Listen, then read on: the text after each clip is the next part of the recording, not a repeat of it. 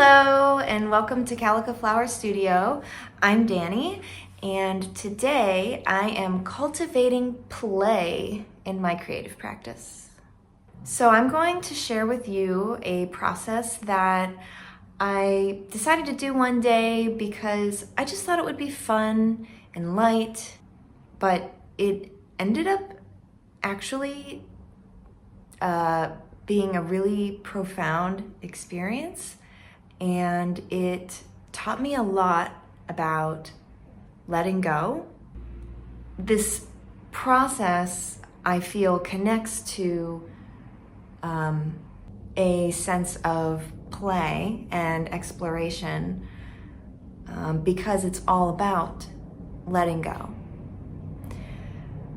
And I've been thinking a lot about that lately, and I'll tell you more. And if you enjoy this video, then please subscribe and like the video and share it with your friends and family. And leave a comment and let me know what you think. I am actually very curious, so don't be shy. Finally, there will be a link to this piece of artwork that I make today in the video description, so you can purchase it on my website if you really love it and you want it, and it's still available. So without further delay, let's play and enjoy the process.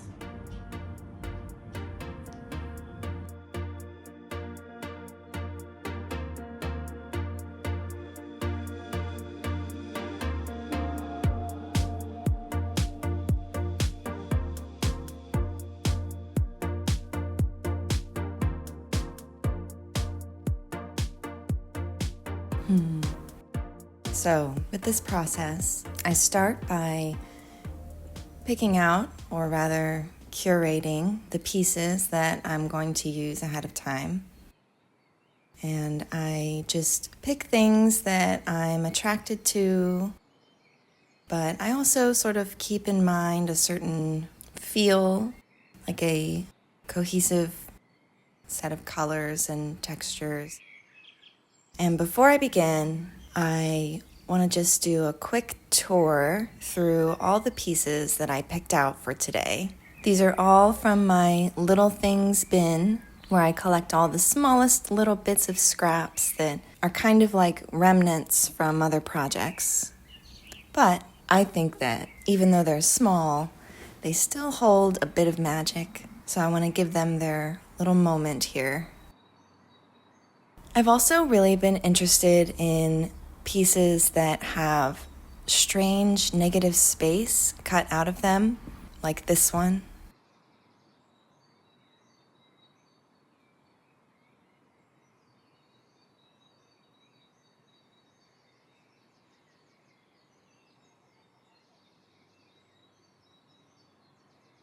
And this time I'm including some bits of yarn, which I've never done with this particular process. So I'm excited to see how that turns out and what it adds to the result. So in a sort of ritualistic way, I set up my support with my glue and my water, my brush and everything, along with all the pieces I picked out, which I splay out so I can see them all, and then I begin. So I'll show you exactly what my process is with this first piece. I usually start with a large piece and work my way towards smaller pieces. So I make those decisions, but other than that, I kind of let the universe and gravity decide where the piece will be placed on the panel. I simply hold it and then I let go. And then I accept where it's fallen.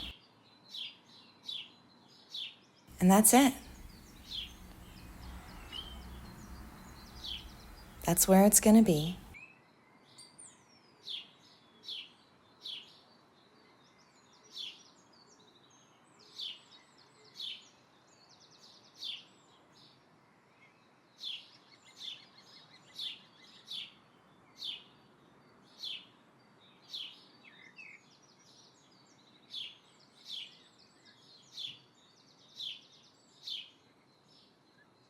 I do allow myself one privilege or right, the right to flip over a piece if I feel like it's the right thing to do. And sometimes I'll drop a piece will land upside down when I, maybe wasn't hoping that it would, or it will land on the edge of the panel and maybe I was hoping or wanting it to be a little bit more centered or featured. And in that moment, when I open myself up to that possibility, I think, wow, actually, what happens is much more interesting and original than anything I could have thought of on my own.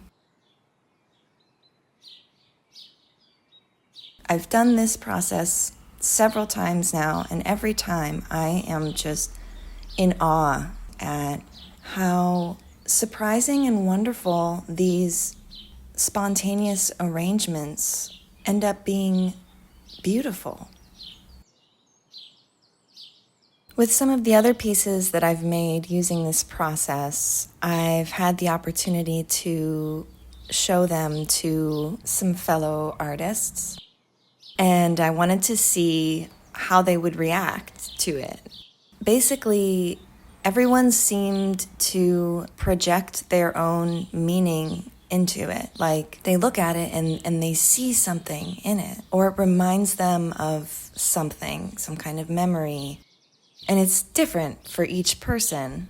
I think that is so fascinating, that this kind of spontaneous arrangement of material that just kind of dropped out of the sky and landed where it landed, and it doesn't necessarily have to mean anything, really. But as human beings, we tend to look at it and find meaning in it. We're meaning makers, which is a creative act as well. But often it seems to be kind of a projection of how we're feeling and what we're going through in response to what we're looking at or what we're experiencing. It's like this interesting combination of this process that's all about letting go, letting things happen and letting them be, accepting them, seeing the beauty and the magic and the wonder in something that just is, without trying to intend some kind of specific meaning, and just creating this, or actually just allowing this original and captivating composition to happen, and then when it's complete, allowing myself and others to take what is there and then sort of reclaim that power of making meaning out of it. And I think that speaks to life in a way. I mean, in this process, I do have some choices that I make. I choose the materials, I choose the support, the board, the paper or the mat board or the canvas or whatever, the environment for these things to happen. And then I am the medium through which they happen. I choose a piece, I pick it up, and I drop it. So that's my role. But then how they land is how they land. And like in life, I feel like we have certain choices and certain conditions and like frequencies that we can activate and tune into. But for the most part, life and the universe is just chaotic. It's like chance, there's so much that's out of our control, yet we use our power of making meaning to make sense of it for ourselves. There's only so much we can control, but we can control what it means to us. And I feel like when we play, when we're in that mode of playing, we do kind of remove our ego a little bit and let go. And it just opens up everything. Everything just opens up.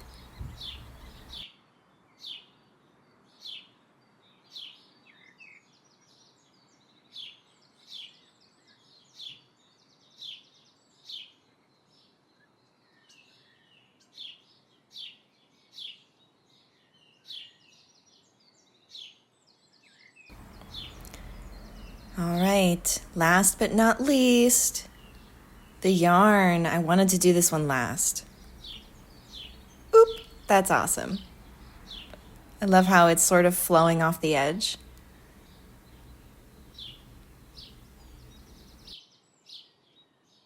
Couple more pieces. Do some finishing touches, clean it up a little bit. And then we'll let it dry. And usually I trim the edges of these pieces. So we'll see if I do that.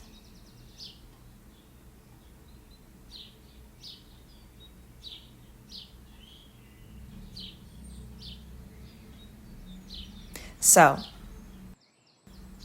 I ended up putting this in a frame with some space around it. And I realized, oh my God, I am not trimming this. This is so cool. The way that some of the pieces are extending off of the edge of the board into the matted area. That's actually something I haven't done before, but I am really digging it. And another thing that I love doing after I complete this process is experimenting with different orientations. So I'll spin it around because sometimes it's not super clear how it should be oriented. It could go a lot of different ways, but usually there is one orientation that speaks to me the most. So yeah, that's it. I am so curious as to what you think about this process. I know it's a little unconventional, so let me know in the comments. And if you want to keep hanging out here on this channel with me, please subscribe and like the video, share it with your friends, your family. If you love this piece, there's a link to the listing in the description of this video. I hope that in some way this process of letting go, of acceptance, opening yourself up to possibilities, and then using your own power to decide what it means for you somehow resonates with you and your experience. Thank you so much for being here. Have a beautiful day. Bye.